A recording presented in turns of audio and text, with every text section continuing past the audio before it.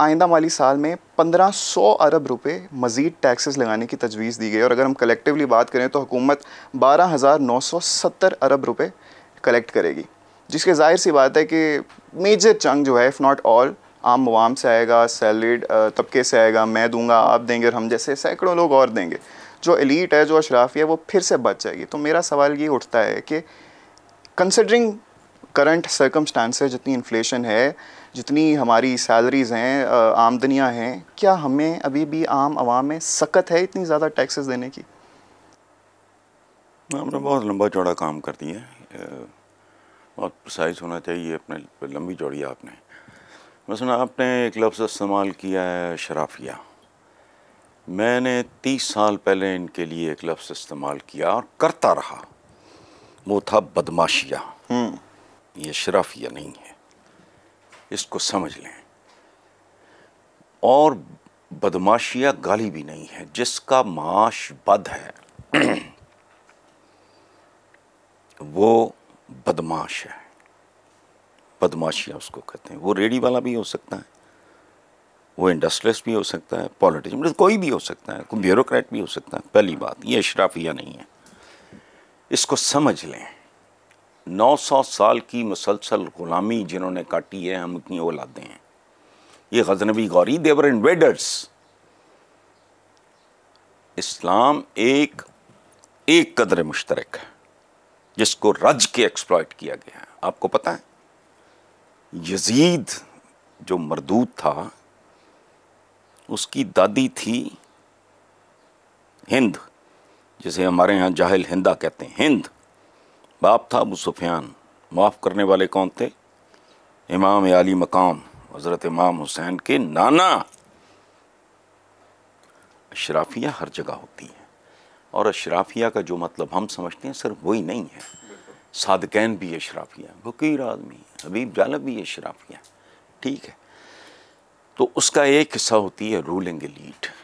ये है नहीं रूलर्स, ये कमज़ात हैं। सूफ़ी शायर का एक मिसरा है। मैं बचपन में जब मैं अपने बड़ों से सुनता था फलाना कमी है ये, तो मुझे गुस्सा चढ़ता था। मैं जो कि बहुत छोटी उम्र में ना लेफ़्ट की तरफ मेरा रुझान हो गया था, ये वो सारा, ठीक है। बाद में जब मैंने पढ़ा, हमारे तो सूफिया कहते हैं, नीचा दी अशनाई कोलों फैज़ किसे ना पाया, किक करते अंगूर चढ़ाया हर गुच्छा जख्माया। ये नीच है। नीच का मतलब गरीब घर में पैदा होना नहीं है, को कुम्हार जुलाए लोहार की औलाद होना नहीं है, एक रवैये का नाम है। दूसरी बात, मेरा आपके इस इलेक्ट्रॉनिक मीडिया पे एक जुमला को कम से कम मैंने 200 बार बोला होगा कि इस मुल्क के अवाम की चीखें मरीख पे सुनाई देंगी। दूसरा मेरा जुमला जो वायरल है आज तक, कि इस निज़ाम को तेज़ाब के साथ गुस्ल दो। ये डिटर्जेंट और ये वो जो होते हैं ना, इनसे साफ होने वाला काम नहीं है। और ये जुमला, मैं सारे वो जुमले बोल रहा हूं जो मैंने कम से कम 50 बार बोले हैं। शहरे आसेब में आंखें ही नहीं हैं काफ़ी, उल्टा लटकोगे तो फिर सीधा दिखाई देगा। ये बेनज़ीर भुट्टो की एक अहम तरीन तकरीर में ये कोट हुआ है मेरे नाम के साथ।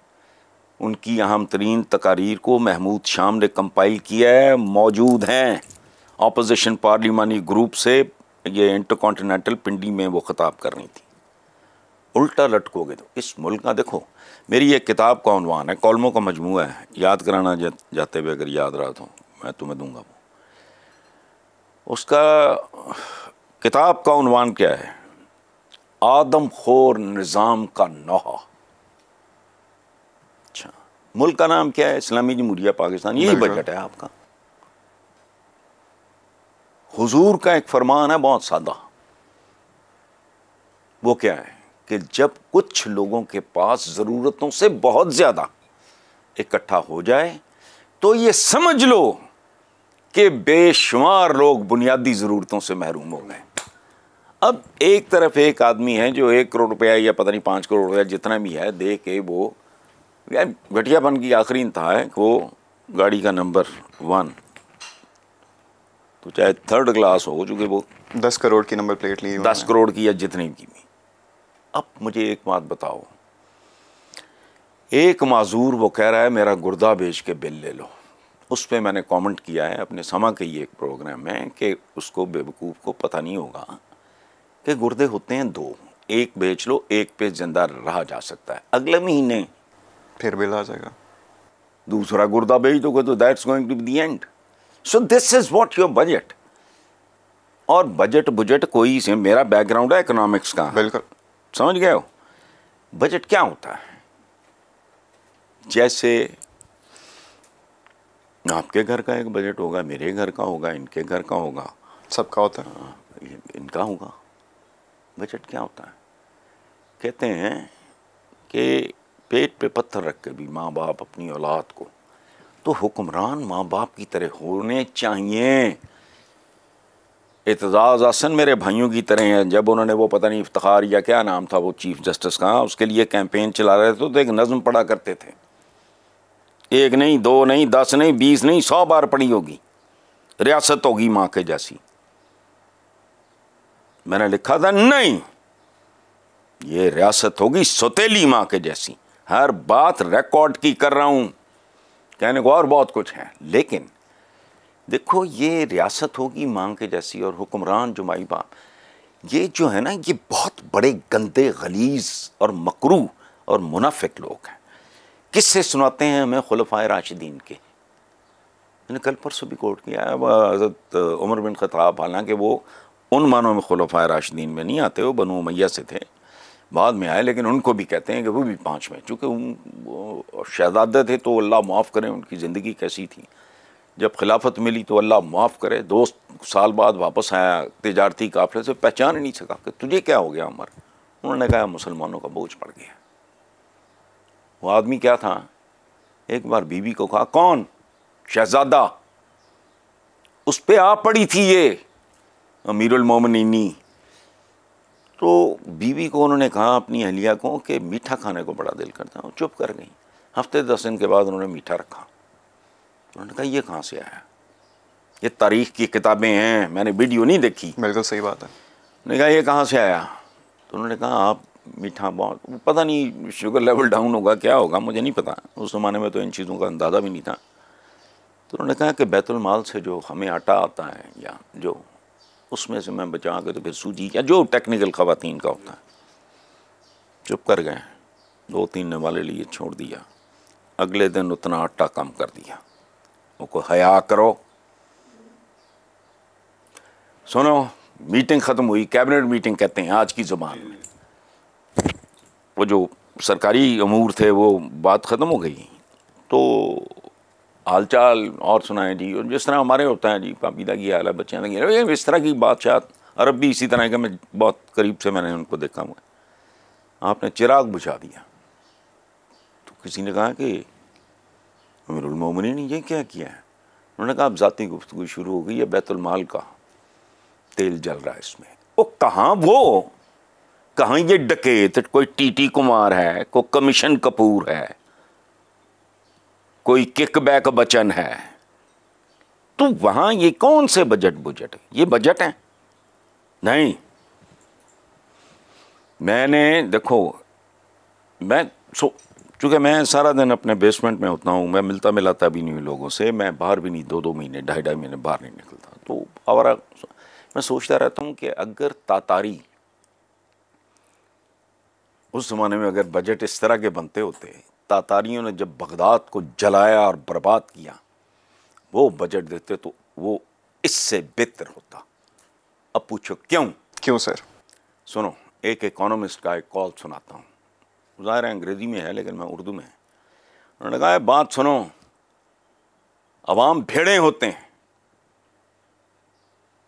इनका गोश्त मत खाओ, इनकी ऊन उतारो, दोबारा आ जाएगा फिर उतारो, और जब अपना वो इस तरह जो भी उस तरह मरसूमात जो भी इस्तेमाल करना है ऊन उतारने के लिए, मेक श्योर उनकी खाल और गोश्त तक ना जाए। तो ये तो हड्डियों तक पहुंच गए हैं, उनका गुदा खा रहे हैं। तो ये बजट नहीं है, ये अहमी अजीबो गरीबी काम है। अच्छी शर्म भी नहीं आती, बाज़ औक़ात हद होती है ना, बंदा शर्मा ही जाता है थोड़ा, कोई माफ़ियाँ मांगते हैं हाथ जोड़ के, नो, इससे फिर ज़्यादा तैश आता है आदमी को। मेरी शायद इससे इतने फ़र्क ना पड़ता हो, बिल्कुल ही ना पड़ता हो, ठीक है। बंदा कुड़ता इस बात में है कि पीपल अराउंड यू। मैंने पाकिस्तान अर्थ के बारे में अपने हमारे वो काम हो रहा था, मैंने मज़दूरों को जो बात करते देखा तो मैंने कहा परवरदिगार ये क्या है, ग्रास रूट लेवल पे मुल्क के साथ इस तरह का, ये तो जहन्नुम बन गया, तो फलां बहुत कुछ कह रहे थे, उसको छोड़ो। अब ये एक और बात, वो भी मैं कई बार कर चुका हूँ यार मुख्तलिफ चैनल्स पे, कि मुल्क की इकॉनमी तो दूर की बात है, घर की इकॉनमी भी रातों रात बर्बाद नहीं होती।